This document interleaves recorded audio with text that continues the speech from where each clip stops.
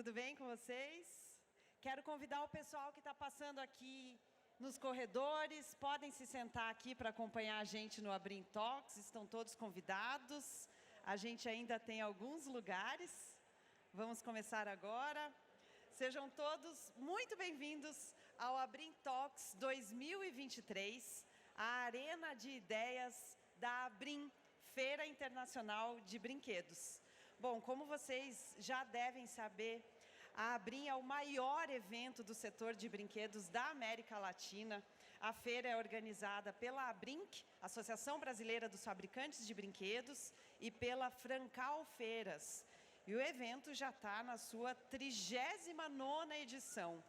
Um evento dessa importância, desse alcance, não poderia deixar de estimular ideias, de fomentar o debate. É para isso que esse espaço aqui foi criado, para que juntos a gente possa conversar, compartilhar conhecimento. A gente tem uma programação muito bacana nesse dia de hoje e nesses 4 dias de evento. Eu me chamo Fernanda Estica, eu sou jornalista, eu já fui repórter da TV Abrim e agora estou aqui para ser apresentadora e mediadora do Abrim Talks nesses 4 dias aqui junto com vocês. Hoje a gente já teve aqui a palestra de abertura com o Sinésio Batista da Costa, presidente da Abrinq. A gente vai ter ainda hoje uma palestra sobre redes sociais, uma palestra também sobre streaming. E agora a gente tem um painel, um debate sobre um assunto que interessa para todo mundo aqui, tenho certeza, que é o licenciamento de produtos. Bom, os produtos licenciados estão muito presentes no nosso cotidiano. Esse mercado cresce todos os anos, mas a gente sabe que para o lojista, às vezes, surge aquela dúvida, né? Será que esse negócio vai realmente dar retorno para a minha empresa? Para responder essa pergunta, a gente tem 3 convidados especiais aqui hoje. Vou chamá-los ao palco agora. O Bruno Veré, diretor de marketing da Candide, o Marcelo Adriano, gerente de marketing da Líder Brinquedos, e a Mara Ronck, diretora de licenciamento da Disney. Venham para cá, por gentileza. Podem se sentar, fiquem à vontade. E a gente conta com a participação de vocês também. Vocês vão poder fazer as suas perguntas relacionadas aos temas que a gente vai conversar aqui. Já já a gente abre para a participação de vocês, tá bom? Bom, pessoal, muito obrigada pela presença. Eu queria que vocês começassem, vocês 3, dando um panorama desse mercado. Como é que está hoje o licenciamento de produtos no Brasil? Já está com o microfone e já começa, Mara. Boa tarde. Boa tarde, é um prazer estar aqui. Bom, o mercado de licenciamentos no Brasil, nós temos dados do painel da NPD, o painel de brinquedos. É um mercado que cresce 15% ano após ano. Esse é o número do crescimento 22 versus 21. A The Walt Disney possui hoje no Brasil mais ou menos 3.500 SKUs ativos. A gente calcula que tem mais ou menos 10% de share nesse mercado, então um mercado importantíssimo. E como as coisas funcionam dentro do licenciamento da Disney? Nós temos os conteúdos, as grandes franquias que têm um awareness grande, um awareness de 90%, quer dizer que todo mundo conhece, todo mundo sabe quem é. E aí eu estou falando de Mickey, Minnie, Princesas, Marvel, Vingadores, Spider-Man. E a cada ano a Disney também lança novos conteúdos. E aí esses novos conteúdos se transformam em franquias e essas franquias abrem espaço para uma série de uma diversidade grande de produtos também no mercado. E aí acho que só para finalizar, como exemplo de franquias que nasceram como uma oportunidade de depois se tornar um sucesso absoluto de vendas, a gente pode citar Frozen, Moana e Encanto. Bruno, quer dar o seu ponto de vista da Candide? Bom, do ponto de vista da Candide, a gente consegue olhar mais o mercado de brinquedo, uma coisa mais específica do nosso negócio. Então, hoje a Candide trabalha com as principais empresas no mercado de licenciamento, Disney, Warner, Paramount, Hasbro, Mattel. Então, a gente tem um pouquinho a experiência de trabalhar com diferentes empresas e a gente sim percebe que é um mercado em ascensão. Segue crescendo, um mercado sempre muito forte, principalmente na nossa categoria. Marcelo, seu panorama sobre o licenciamento? Sim, para líder também a licença é muito importante, porque eu falo que a licença é um grande diferencial para o varejo, né? Tendo ela, né, a possibilidade de a gente lançar produtos e experiência, né, por meio dos personagens. Então, para líder é muito forte, né, essa visão da importância da licença, né, no mercado, e tendo também as grandes licenças hoje aí no PDV. Hoje a gente tem Disney, né, também Warner, a gente tem Paramount, Bita, Bolo Fofos. Então isso traz um know-how, né, como eu falei, traz a diferença para a empresa, para o produto. Então a licença é esse diferencial que a gente consegue colocar no mercado. Marcelo, você acha que a gente pode dizer que para o mercado de brinquedos o licenciamento é essencial? Que vantagens que ele traz para os lojistas? Hoje eu percebo que sim, né? Hoje ganhou uma dimensão muito importante. Para o lojista ter, né, um personagem, né, ali um produto de um personagem, isso atrai muito o público, né, a criança, porque está muito envolvida ao que eles estão no dia a dia, assistindo nos streams, no cinema, né, no canal aberto, né, nas redes sociais. Então isso acaba aproximando. E hoje a empresa que tem esse olhar, né, acaba saindo, né, na frente. Então, quando você tem um produto, uma licença, aliás, né, uma licença nova, onde que você vê o potencial, você acredita, você já sai na frente, porque você vai aproximar a materialização, né? Eu sempre falo que a licença ali é a materialização daquilo que o consumidor ele vê no abstrato. Então isso é muito importante, é algo que eu defendo muito, que eu trago hoje, né? É até bacana participar aí desse bate-papo, porque a licença hoje se faz muito presente e eu acredito cada vez mais. Mara, você concorda com o Marcelo? Super concordo.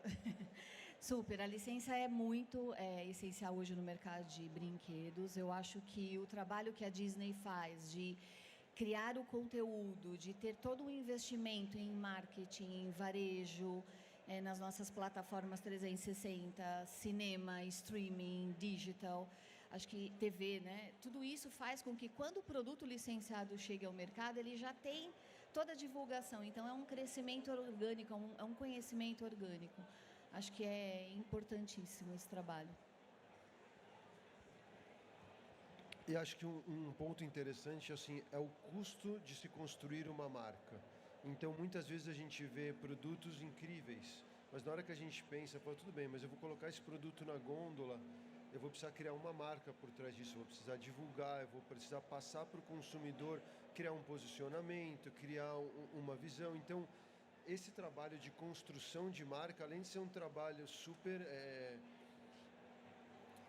desafiador de ser feito, é um trabalho que vem por trás também a importância, a necessidade de um investimento de mídia aí, diferentes plataformas para se construir isso. Na hora que você pega um produto e faz uma licença com ele, além de, óbvio, passar para o consumidor a segurança de trabalhar com um produto de uma certa marca, você está se aproveitando de todo o asset, todas as o benefício da marca, o conhecimento que a marca tem, os fãs que a marca tem, o conteúdo em streaming, TV, seja a plataforma que for. Então, isso é muito benéfico, é um diferencial muito grande começar com um produto, lançar um produto que já tem uma licença forte por trás. Bruno, o que você acha que importa mais na hora de fechar um licenciamento? É o orçamento, são as experiências para o consumidor, o timing? O que é mais importante? Na hora que a gente coloca licenciamento, tudo no mesmo balaio, tudo junto, é muito difícil responder. Por exemplo, tem alguns casos de licenciamento que são aqueles produtos que se você fizer ar fechado numa jarra e colocar no ponto de venda por uma fortuna, vende.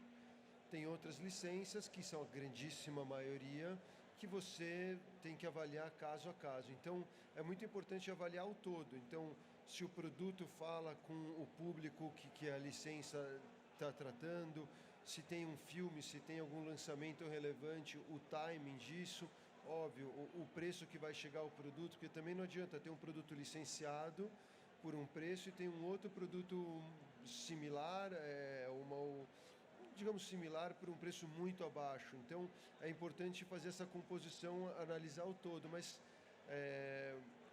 acho que a relevância da marca é fundamental. Uma vez que a marca tem uma grande relevância, o timing, o preço... Bom, não posso falar aqui perto da Disney, que depois vão aumentar o royalties da gente, mas acho que o momento que a gente tem uma marca assim, relevante, forte, isso faz toda a diferença. O resto se gerencia, se cria estratégias, se faz um trabalho.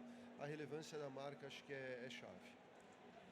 Mara, quer complementar? Sim, obrigada, Bruno. Eu acho que uma das coisas que a gente tem que levar muito em consideração, sem dúvida, a principal, eu acho também, a força da marca. A Disney tem hoje, das 20 maiores marcas de licenciamento no Brasil, hoje a Disney possui 8. Isso é algo muito importante quando a gente vai fechar um novo negócio de licenciamento. E o trabalho que a equipe da Disney faz no Brasil é quase como uma consultoria personalizada. Então, definir qual o seu público, qual a estratégia de lançamento. A gente preza demais por produtos de qualidade, a Candide e a Líder sabem bem disso. A estratégia de distribuição, nós temos toda uma equipe de varejo para abrir novas portas também. E-commerce é algo que a gente tem investido muito. Então, acho que você realmente ter uma estratégia correta e uma marca assertiva, aí não tem para ninguém. Realmente é um projeto de sucesso. Para líder, né, a gente sempre está olhando, né, o conjunto. Eu falo, né, desde, né, dos royalties, quanto também a força da marca, como ela está se posicionando no mercado. E também vai muito do nosso conhecimento, né, do nosso histórico. Isso é importante também. É lógico que a gente tem grandes surpresas, né, no decorrer aí do tempo, mas essa análise muito detalhada, isso é importante. Para quem tá assistindo aqui e quer, de repente, né, falar, pô, legal, quero licenciar. Então, é um conjunto, né? Você vai desde a licença, as características, quais são os pontos positivos, né? O público, como que está isso na mídia, como está consolidado isso na mídia. Aí você analisa, lógico, os royalties. Então, é esse conjunto. Então, a gente faz isso com muito cuidado, né? Com muito critério, porque a gente, né, o final é o resultado que a gente está buscando. Mas eu posso falar que a Líder tem, né, de um tempo para cá, ela tem tido muito êxito nas licenças que hoje ela tem lançado, porque tem todo esse cuidado, né, todo esse critério. É lógico que, por exemplo, a Disney ajuda muito, né, é essencial na forma onde que ela, né, como a consultoria, né, que é dado, porque isso faz a diferença, né? A gente está, vamos dizer, seguro com o que a gente vai lançar no mercado. Bom, quando a gente fala em licenciamento, a gente logo pensa em produtos infantis, né? Eles representam 80% dos produtos licenciados vendidos hoje no Brasil. Mas e para o público adulto, o licenciamento é importante também? Com certeza. Até essa pergunta, hoje, para a Líder, muito importante, porque hoje ela lança, né, está lançando no mercado aqui, uma coleção que vai também para esse mercado adulto. A experiência, né, a nostalgia que vem, então isso acaba pegando muito, né, na questão. Hoje tem os quitutes, que hoje o adulto ele reconhece, né, a vontade de brincar, a vontade de colecionar, e é um mercado que vem crescendo muito, né, até eu estava vendo alguns dados na pandemia, e não, sabe, continuou, né, porque é um mercado que saiu daquele, eu acredito muito que saiu daquele nicho e vem aumentando porque desse reconhecimento, né? O reconhecimento de querer algo legal, porque quando você coloca uma marca também, isso traz qualidade, né? E o adulto ele quer qualidade para o produto. Então, essencial, o adulto ele está sim em sintonia, né, com a licença, e eu brinco, né, de pai para filho, né, então vai apresentando aí as licenças para os filhos, produtos, então a qualidade, então tudo isso a licença acaba trazendo. Mara, você. Fernanda, eu acho assim, a Disney hoje tem uma base de fãs de todas as idades, que passa por várias gerações. Então, no final das contas, isso permite com que você tenha um portfólio de produtos para cada idade. Eu acho que o mais importante realmente é você ter uma estratégia. Quem é o seu público? Qual é o produto que o seu público que esse produto vai conversar? Então, hoje nós temos algumas marcas como Marvel, Star Wars, NetGeo, Fox, que já falam com esse público geek. É um mercado muito em crescimento em Brasil e a gente tem alguns dados de que em alguns mercados internacionais o público adulto chega até 30% do total do mercado. Então, sem dúvida, no Brasil está crescendo também, é demais de importante. Bom, a Candide é muito focada no mercado infantil, né? Então é um pouco desafiador para a gente comentar muito sobre o mercado adulto. A experiência que a gente tem é muito do Kidult. Então, por exemplo, a gente lançou, no final do ano passado, uma linha da McFarlane, que é uma empresa que faz produtos bem voltados para o público geek. Então, pega o Kidult, pega o adulto, e a gente vê a força da licença. Então, a gente está lançando... O Kidult, né, Bruno, para quem não sabe, não conhece o termo, né, a junção ali de criança e adulto, né? Esse termo está super já frequente, né, no setor de brinquedos. Está super em alta. E, por exemplo, a linha da McFarlane, o legal é que são bonecos de diferentes licenças. Então, a gente está trabalhando com DC, trabalhando com Spawn, Demon Slayer, diferentes licenças que aparecem e que a gente vê que muitas vezes o público não é só a criança, e muitas vezes em produtos como esse, o público é o adulto, que coleciona, o colecionador. Então, existem várias quebras de paradigma, mas com certeza o licenciamento tem uma forte importância no público adulto também, não só no público infantil. Legal. Eu queria ver já se alguém tem alguma pergunta na plateia, alguém quer aproveitar ali atrás. Vamos levar o microfone ali para você. Só um pouquinho que o microfone já chega, para todo mundo poder ouvir a sua pergunta. Quem quiser já ir anotando mentalmente as perguntas, a gente vai ter tempo para conversar, tá bom, pessoal? Pode falar. Boa tarde, meu nome é Márcia Cioli. Eu sou artesã, venho de outro nicho de brinquedos, que são os brinquedos em feltro. E eu dou mentoria e consultoria para artesãs. E algumas delas vêm da papelaria, vêm dos bonecos decorativos para festa, e várias fazem bonecos com personagens. Então, eu gostaria de saber como que funciona o departamento jurídico de vocês com relação a pessoas que produzem produtos que não são licenciados, que não passaram por pagamento desses produtos licenciados. Então, bonecos, papelaria, coisas voltadas para festa. Como funciona o departamento de vocês?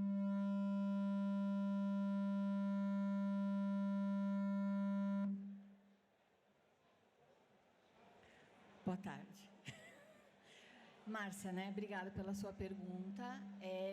A gente analisa pelo menos vou falar pela The Walt Disney, a gente analisa cada caso em profundidade, entendendo quem são as pessoas jurídicas que fazem negócio conosco.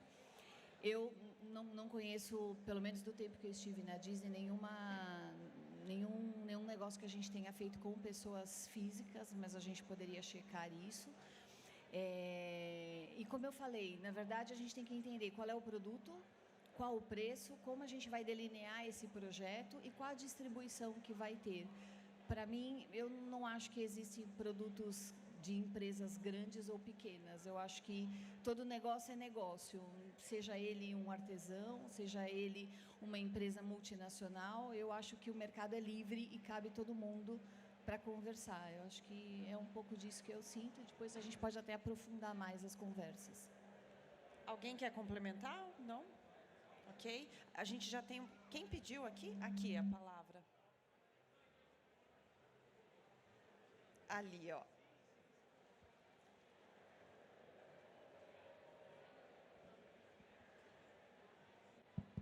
Olá, boa tarde. Sou Ana Paula, trabalho com licenciamento de conteúdo e vou começar a fazer licenciamento de produto. Então, eu queria saber se já existe um valor padrão, uma média já deve ter, de royalties para Disney, por exemplo, e para o proprietário da marca? Márcia, tudo bem? Sim, existem alguns valores que já são padrão, que isso já vem para a gente e que são calculados de acordo com cada indústria e com cada margem dessa indústria. Então, a gente hoje trabalha com fraldas, brinquedos, papelaria, festas, então tem margens diferentes, né?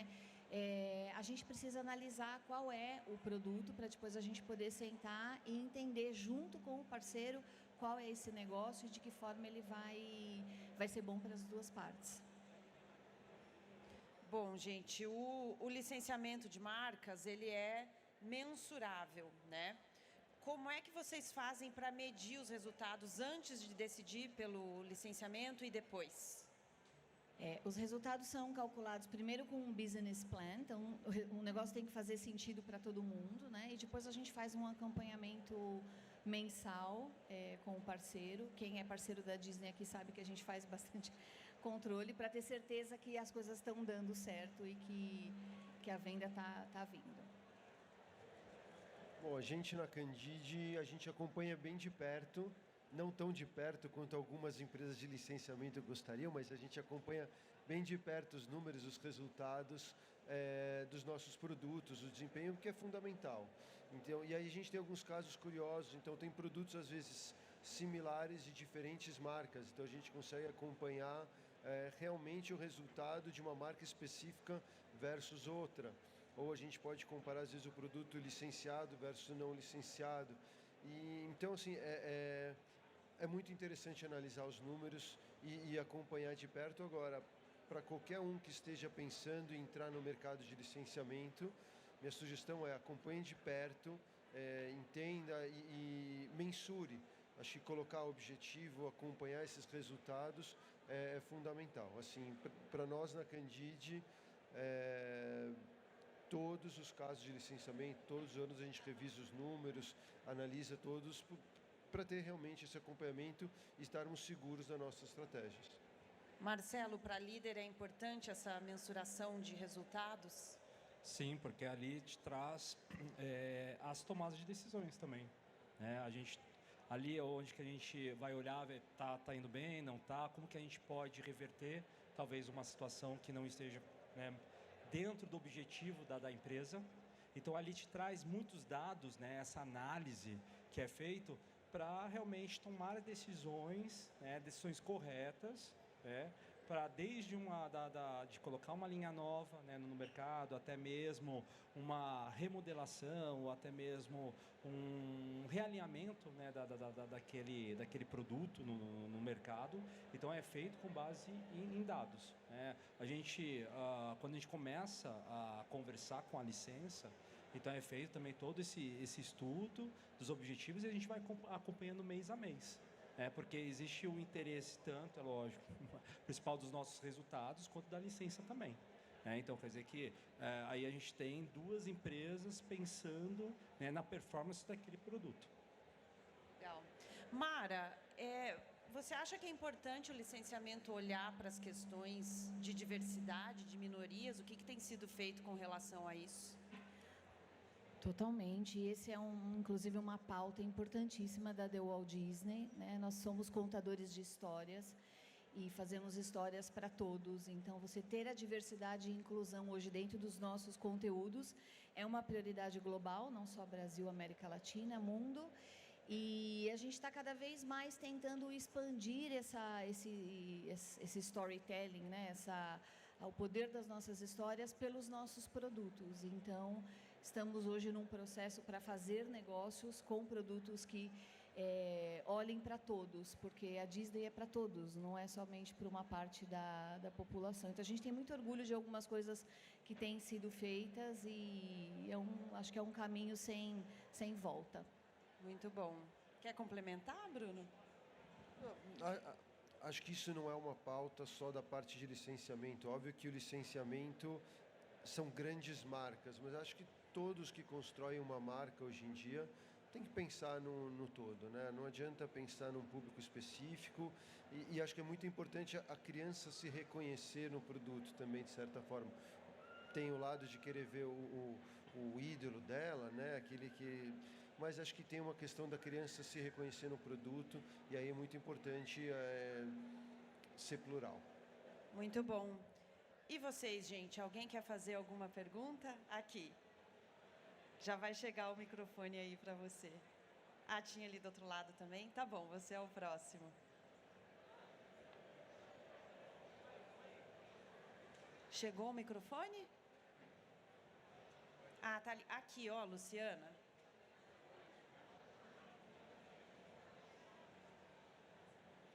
Alô, tudo bom? Eu sou Balu Vasconcelos, eu sou dono de um estúdio de animação, que também é uma editora. E eu represento também umas empresas de animação que é chamada Abranima. E a pergunta que a gente sempre faz dentro da associação de animação é como é que essas IPs chegam até onde vocês estão? Alguns não são a Disney, nem está com a Disney, infelizmente, mas estaremos um dia. Mas estamos na televisão, estamos nos streamings. Mas como é que ela chega até o mercado da Candide? Como é que ela chega até ali o seu mercado? Como é que a gente conversa com vocês e se isso é possível, né? Que essa é a pergunta de $1 milhão que a gente sempre se faz. Olha, infelizmente, acho que não é uma pergunta de $1 milhão, acho que é de $1 bilhão, porque é um desafio. A gente tem alguns casos curiosos no mercado. Por exemplo, Galinha Pintadinha explodiu, não estava na televisão, né? Foi um fenômeno da internet. A gente vê, por outro lado, exemplos de conteúdos que estavam na televisão, no streaming, no cinema, e que foram fracassos totais. Então, pelo menos na nossa visão na Candide, quando que a gente sabe que a licença está indo bem, é quando tem gente em loja pedindo pelo produto. É quando a criança, o pai, em nome da criança, vai na loja e fala, tem um produto de tal licença? E aí esse é o termômetro. Acho que não é uma coisa tão mensurável, mas nós na Candide a gente tem muita cultura de estar em loja, estar próximo ao nosso consumidor. Então, acho que esse é o momento. Então, como fazer essa magia da criança pedir para o pai ou ir na loja atrás de um produto, é a pergunta nem de $1 milhão, de $1 bilhão, que é muito difícil responder.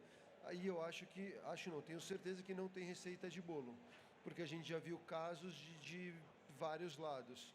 Pouco investimento online funcionando, muito investimento multiplataforma, fiasco. Então, acho que tem que acreditar no teu coração, no teu projeto, e trabalhar duro e alguma hora acontece, mas não sei se alguém aqui tem uma fórmula, eu não acredito muito. Eu concordo. Eu acho que no final das contas tem que ter a conexão emocional.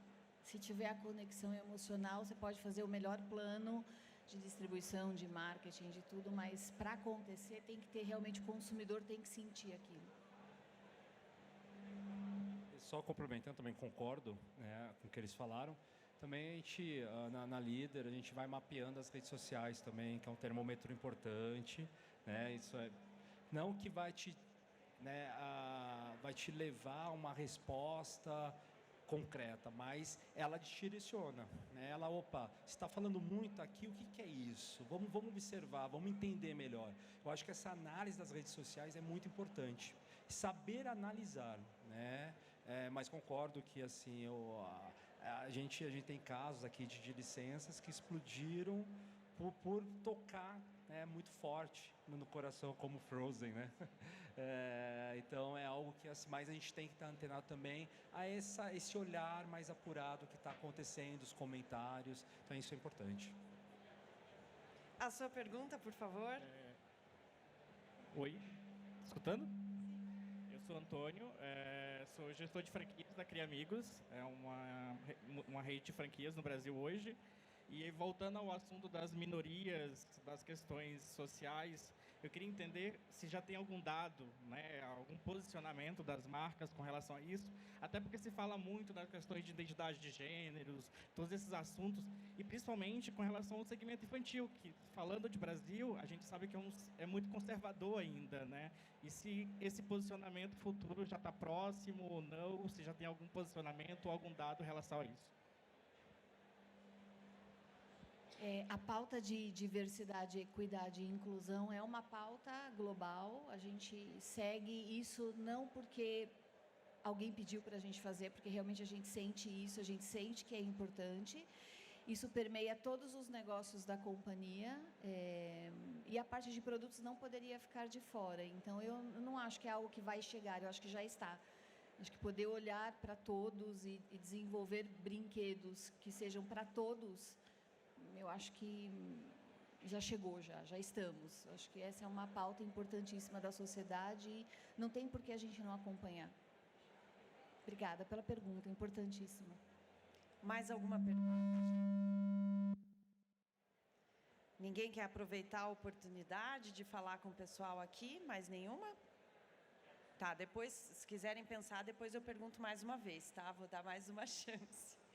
Gente, eu queria que vocês contassem algum case interessante de vocês, de licenciamento, algo que seja legal do pessoal conhecer.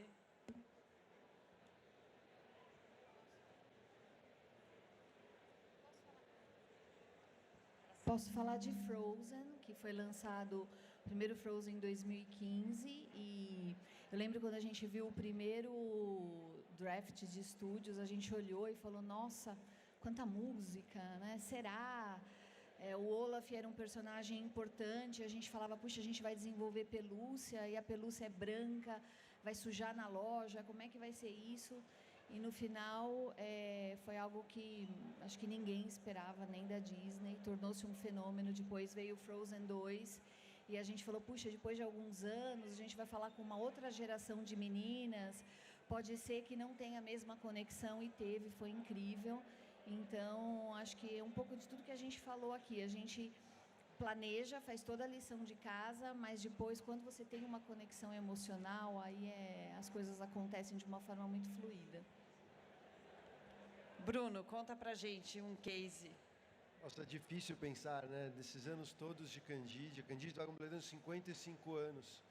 Bom, claramente não estou na empresa há tanto tempo, mas a gente coleciona muitos cases muito interessantes de licenciamento, desde produtos que criamos, que acabamos fazendo um trabalho de licenciamento, como foi o cão Spock, lá atrás até com a própria Disney.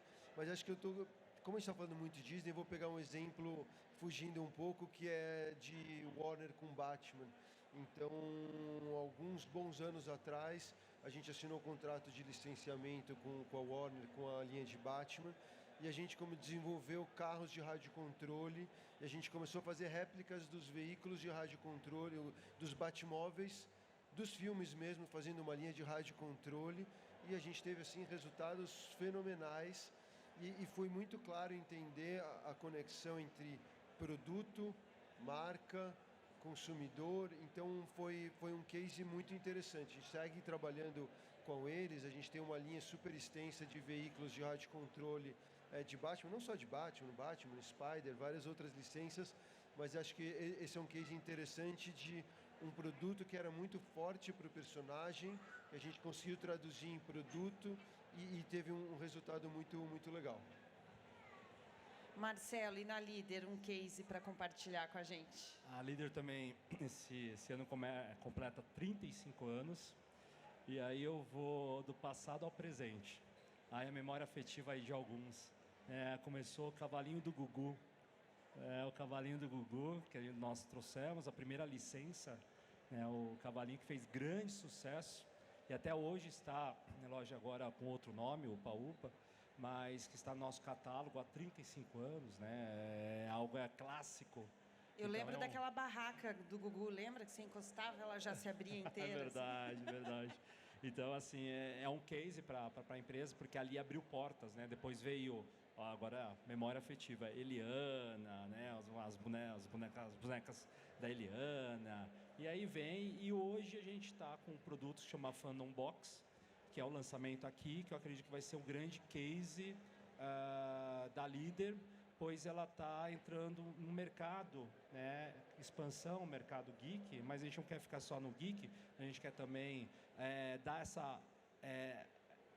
tentar, né, trabalhar e também essa opção para a criança ter a primeira coleção dela, que são bonecos colecionáveis dentro de um box totalmente rígido, transparente, com uma beleza, com um encantamento, né, das grandes coleções que nós temos nos Estados Unidos.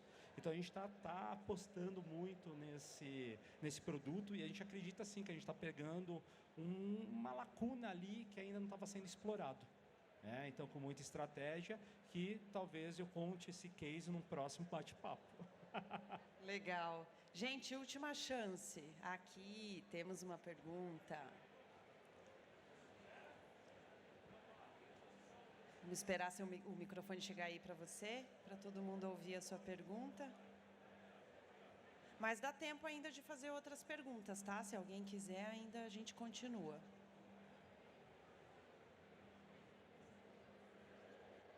Olá, boa tarde. Eu sou o Ronaldo Santana, eu também tenho um estúdio de animação, mas eu queria entender um pouquinho, no caso especificamente da Disney, né? Como é que foi o cenário durante a pandemia?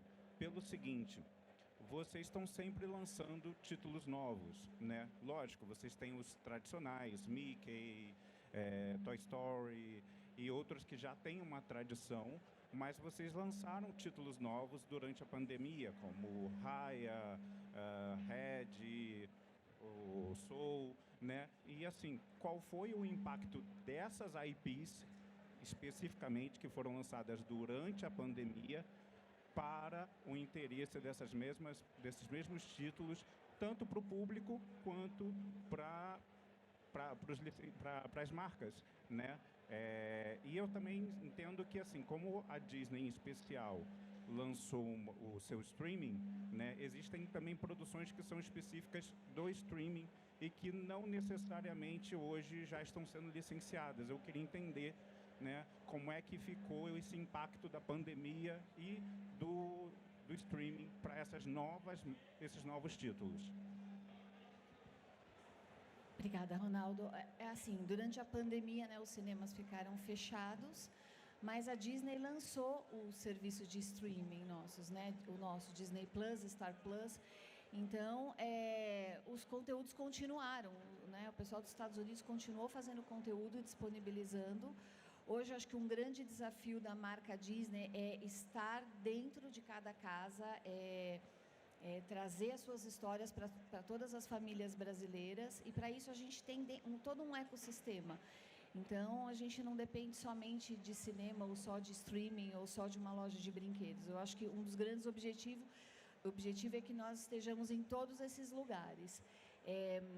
Existe sim uma estratégia de conteúdo que é lançado no cinema e outra que é lançada no streaming, e eu diria que nós temos gratas e boas surpresas também, conteúdos que foram para o streaming, que hoje são um sucesso de venda, como, por exemplo, em produtos, eu digo, que é Encanto, por exemplo, né? Loki também, Marvel Loki também é um exemplo incrível de um conteúdo importantíssimo e que a gente fez produto e vendeu muito.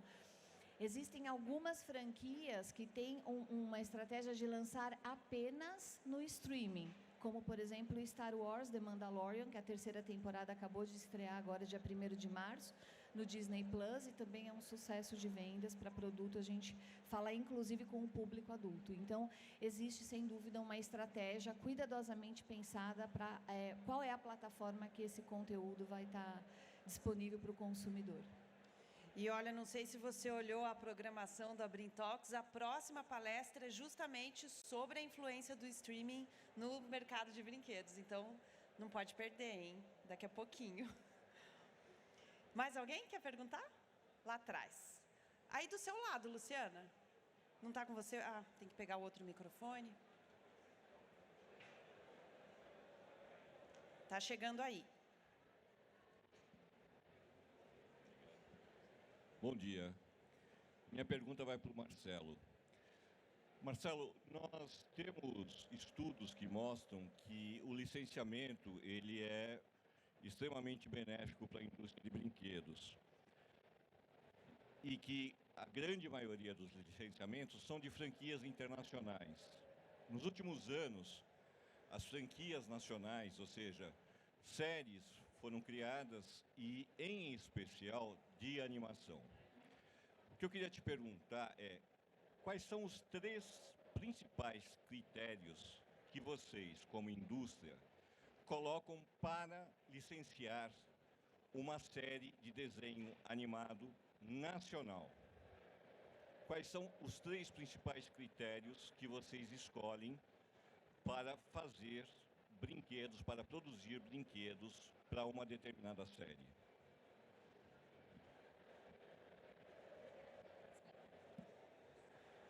Obrigado, muito boa pergunta. Eu costumo falar que primeiro é o conteúdo, né? A gente tem que olhar muito para o conteúdo, o que aquela licença traz, né? Onde que dá para a gente explorar, né? Qual é a mensagem, porque a gente tem a responsabilidade de, né, sempre levar o melhor brinquedo para o consumidor. Então, o conteúdo ele é essencial, né? A gente olhar para isso. E aí depois a gente vai entender um pouco, né, da força que ele está tendo na mídia, que também, né, a gente aposta. E também a gente entender essa força, como que ele está, né, evoluindo, né, na mídia, ok? E o outro é a gente também perceber qual que é o desejo do consumidor. Também é importante a gente olhar, né, com os outros olhos. Então, assim, teria mais, é lógico, né? Mas hoje, assim, você, né, com essa pergunta, eu percebo, assim, que são 3 pontos, mas o conteúdo para a gente é muito importante, né? Do que a gente vai colocar.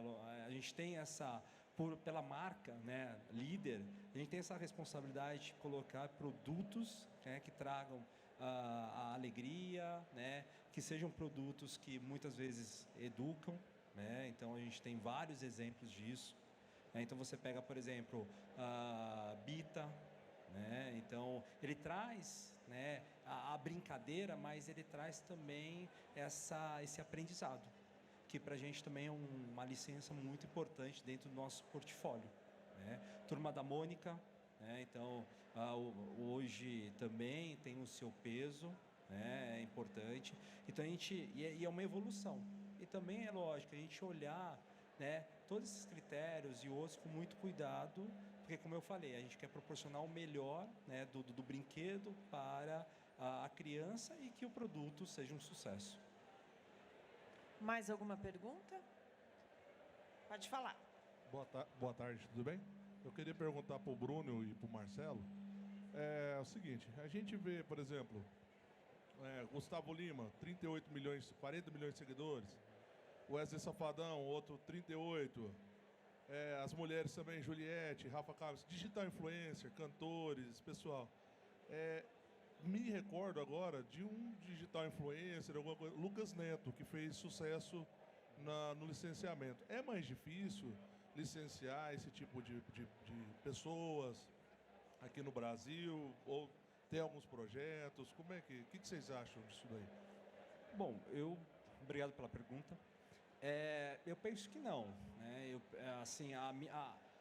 O meu pensamento ele vai muito da questão da relação desse influenciador com o público-alvo. Então, assim, nós temos, né? Você pega uma conta, Gustavo Lima, enfim, mas tem que dar match ali, né? Que o Lucas Neto é um case, né? Mas você tem todo um trabalho voltado para aquele público que, né, conversa. Às vezes eu vejo alguns lançamentos no mercado que eu me questiono, eu falo assim, mas isso conversa com o público que eles querem chegar? Então, entender, né, até mesmo o que eu falei na resposta, né, a última, entender esse comportamento do consumidor referente ao influenciador, né? Não é porque ele tem, né, tantos milhões que ele vai performar bem. Por quê? Porque ele não tem esse apelo junto ao público, infantil. Então, a gente tem que tomar muito cuidado com isso, né? Quando eu falei, a gente olha as redes sociais, mas a gente olha no todo, né? Com quem que ele está falando, né? Qual que é a mensagem, e se ele tem esse apelo. Porque se não tiver, não adianta você ter tantos milhões que não vai vender. Tá? Esse é um posicionamento, né, da líder. Então, a gente toma esse cuidado. Bruno, quer complementar? Eu concordo com o que o Marcelo comentou. Então, o fato do influenciador ou do artista, da pessoa ter uma quantidade grande de seguidores, ser uma pessoa relevante, é um fato importante, mas precisa entender realmente se faz sentido, se a conexão que ela tem com o público-alvo, e entender também a questão de produto, porque é desafiador às vezes você criar um produto com um determinado influenciador. Tem que ser um produto que conversa com o público, que conversa com o influenciador, que realmente tenha um storytelling, que conte uma história, que feche o ciclo. E acho que tem mais um desafio em trabalhar com influenciadores ou pessoas de uma forma geral, é o seguinte: na hora que a gente trabalha com uma franquia, com uma marca, existem vários profissionais trabalhando por trás, existe um conteúdo que é feito, aprovado, desenvolvido. É um ponto delicado quando você trabalha com uma pessoa, que se essa pessoa amanhã na mídia tem um problema conjugal, um problema de falou alguma coisa, teve um acidente dirigindo o carro embriagado, é teu produto, é tua marca. Então, não que isso iniba, mas é um ponto de reflexão e uma ponta que tem que ser colocado na hora que a gente fala de uma pessoa, seja ela um influencer, um artista, um jogador de futebol, versus uma franquia, uma marca. Então, também é um ponto de atenção, só complementando. Mas obrigado pela pergunta. Temos mais perguntas? Aqui, vamos esperar chegar o microfone. Tem duas aqui e ali. Olá, tudo bom? Eu tenho uma pergunta aqui para vocês. Tudo bem? Eu vi que algumas marcas têm se preocupado em investir em influenciadores regionais, com um número bem menor de seguidores, mas com um público mais segmentado, né, em determinadas regiões. Tipo, tem uma pessoa que está performando bem na região norte, sei lá, no Ceará, e eu quero atingir aquele público e eu vou procurar um influenciador ou uma empresa regional que consiga atingir. Vocês já têm se preocupado com esse processo também? Tá dentro do teu pensamento para esse ano? Como é que vocês estão se planejando com isso? Eu acho que essa pergunta é uma sequência da pergunta anterior, né? Então, assim, além de todos os desafios de trabalhar com um influenciador, independente da região, ou se ele tem um reconhecimento nacional ou regional, o fato de ter um reconhecimento regional é muito... pelo menos para a Candide, que trabalha com volume, a gente pensa em Brasil. Então, a gente pensa em distribuição nacional, a gente pensa em volumes Brasil. Na hora que a gente abre um molde de um produto, a gente tem que diluir o custo desse molde no volume que a gente vai trabalhar. Então, muitas vezes, trabalhar com um produto pensando especificamente numa região ou num público-alvo muito específico, restringe muito o poder de alcance que a marca vai ter, o potencial de volume, e eventualmente, para o nosso caso, como o brinquedo precisa de uma quantidade maior para que a gente consiga produzir um produto legal, numa qualidade que atenda os nossos padrões, é mais desafiador. Acho que não tem... Aqui a gente está falando do pessoal de brinquedo, mas, por exemplo, eu sei que o mercado, por outros, como, por exemplo, papelaria, é muito mais fácil fazer um caderno numa tiragem menor do que desenvolver um veículo de radiocontrole, por exemplo, como seria mais perto da realidade da Candide. Então, é algo mais desafiador ainda dentro desse contexto aí de influenciador, de artista. Só para complementar, né? Eu acho que concordo super com o Bruno e a estratégia de região é uma estratégia já presente para a Disney. Então, dizer que a gente está em São Paulo, mas tem um grupo de varejo aqui, isso que eu quero dizer, um grupo de varejo que tem uma estratégia diferenciada norte-sul, centro-oeste, sudeste. E a Disney não é fabricante, né, de brinquedos, mas parte do nosso trabalho é, junto com o licenciado, estipular essa estratégia de abrir novas portas e olhar o Brasil pela ótica diferente de cada região. Então, eu acho que isso é importantíssimo, isso passa por diferentes varejos, diferentes canais, mas eu acho que qualquer produto hoje deveria ter essa estratégia, sendo licenciado ou não. Perfeito, eu também concordo, que foi colocado aqui. A Líder hoje a gente tem pensado em estratégia tanto nacional como regional também, né? Então a gente acaba muitas vezes trabalhando nacional, mas o regional a gente tenta identificar as regiões, quais são os influenciadores que acabam tendo aquela relevância, e a gente acaba distribuindo ali porque a gente quer multiplicar aquela informação. Então, isso está muito presente. Hoje não tem como, eu sempre falo para a equipe, que hoje não tem como ficar fora, né, dessa estratégia. E aí vai depender também muito do produto, né? Então, por exemplo, o Fandom Box é um produto que a gente está trabalhando com influenciadores, enfim, nacionais. Então, é Brasil inteiro. Então, a gente vai vendo cada produto. Também a gente tem que levar em consideração o budget que nós temos, para estar trabalhando, mas isso é um conjunto, é uma estratégia, né? Então a estratégia é feita para cada produto ali que nós temos. A gente tinha uma pergunta por aqui, né? Aqui, Luciana.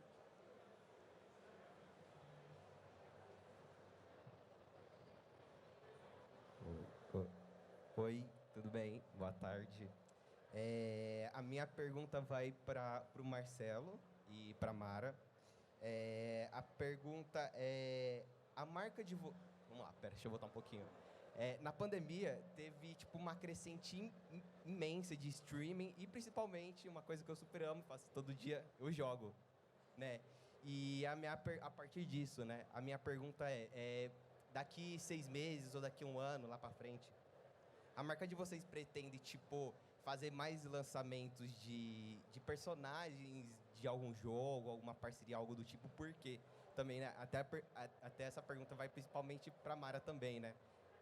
Porque eu lembro que eu joguei aquele jogo Universe, né? Na época do Xbox 360 e do PS3. E esse jogo, foi maravilhoso para mim. Até hoje eu tô buscando os bonequinhos para poder colecionar. Aí essa é a minha pergunta. Daqui 1 ano, 6 meses, como está crescendo o mercado de games, vocês pretendem fazer esses lançamentos maravilhosos? Sim, pretendemos. Tem um calendário bastante robusto, confidencial, que a gente não pode, infelizmente, colocar aqui, mas a parte de games, sim, é prioritário para nós, porque é toda uma geração e tem todo um consumo também que permeia todos os jogos. Então, é importante, sim. A gente vem notando esse crescimento, né, do gamer já há algum tempinho. Grandes jogos, né, estão aí fazendo sucesso, e a gente vê eu sou tempo do Atari, né? Do Atari, Odyssey, e aí vai. Mas hoje a gente não pode também, a gente tem que olhar, né, para essas licenças, né, o que eles estão fazendo, porque eles vêm, né, ganhando muito território, vêm ganhando muita participação no mercado. Então é super importante, e assim, a Líder está olhando também para essa fatia, né, para essas marcas, essas licenças de game. Não sei se o Bruno quer complementar na Candide. Só que eu lembrei uma coisa, o ano passado, em dezembro, a gente participou da Brasil Game Show. Acho que nos últimos 2 anos a Disney participou. A gente lançou lá o jogo de Spider-Man Marvel, então tá super na nossa agenda. Não, e a Candide também está presente nesse mercado, a gente olha de perto. Ano passado a gente lançou uma linha de Minecraft com Treasure X, uma parceria. Então, não é um mercado que tem crescido muito, é um mercado super relevante e a gente olha de perto, acompanha todas essas tendências. Mais alguém quer perguntar? Tá aí atrás de você o microfone. Boa tarde, eu sou o Fly. Rolou aqui umas perguntas aqui sobre marketing regional, né? Eu sou de uma região bem distante, eu sou de Rondônia. E eu tenho uma loja de brinquedos lá. E nós sofremos lá vamos dizer assim, com um delay muito grande na linha de licenciados. Quando aqui na feira, já tem mais ou menos uns 10 anos que a gente vem na feira, então estamos sempre aqui. Somos clientes de todos vocês aí, Candide, Líder, mas sentimos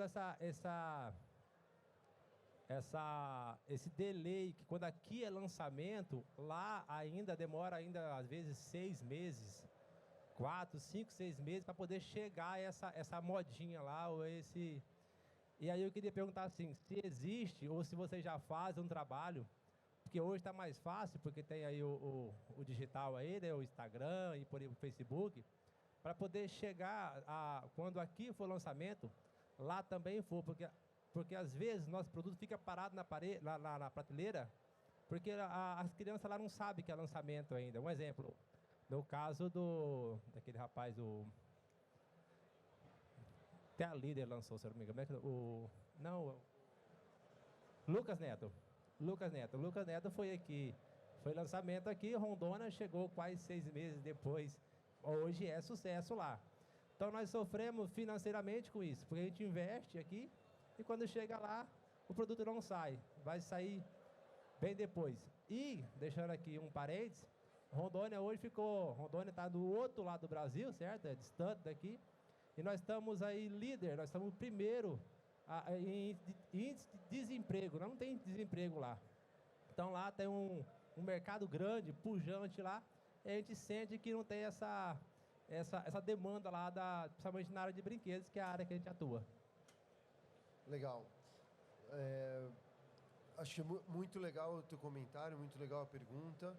E tem dois, acho que, pontos aí para a gente comentar.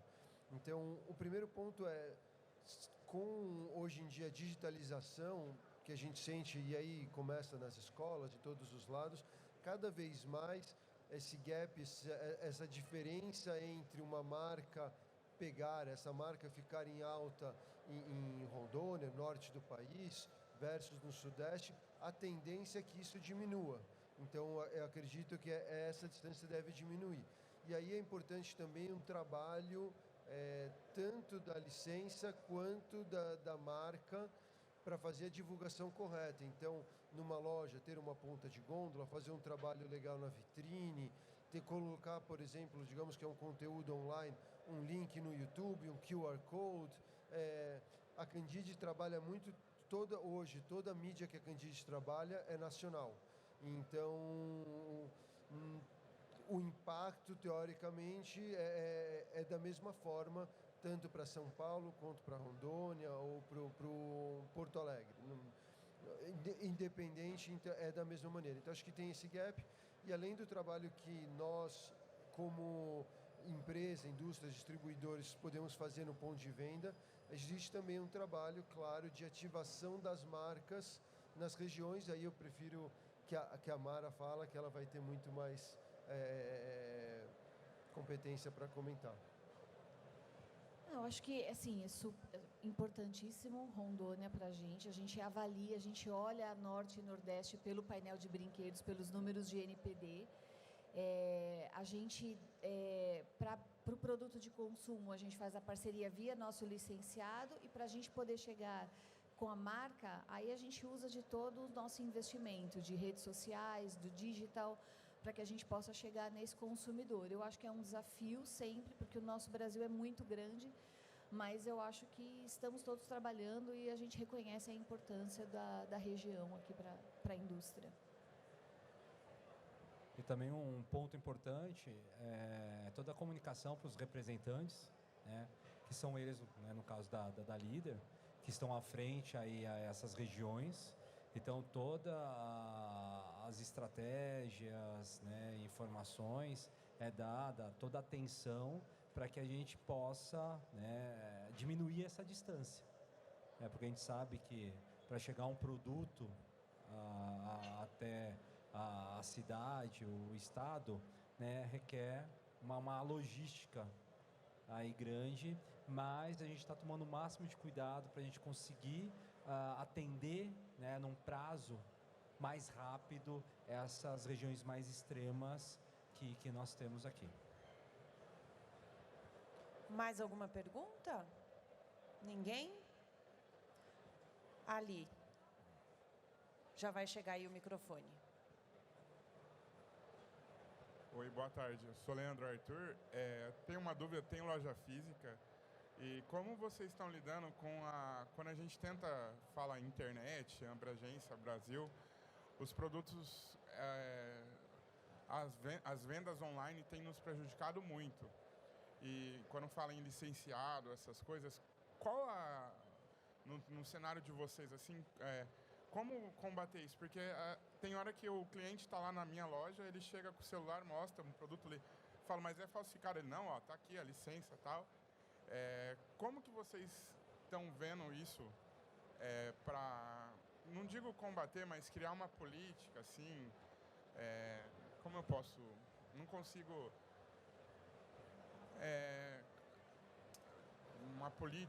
política não, controlar isso, porque isso tem nos afetado, e ainda mais quando entra na parte de produtos licenciados, que a internet tem lá a parte de falsificação, tudo.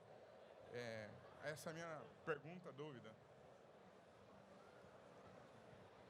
A gente monitora bem de perto, né? Tem muitas coisas que a gente faz e acaba não divulgando, mas eu acho que depende muito da categoria, depende muito da franquia, acho que depende muito do momento, né?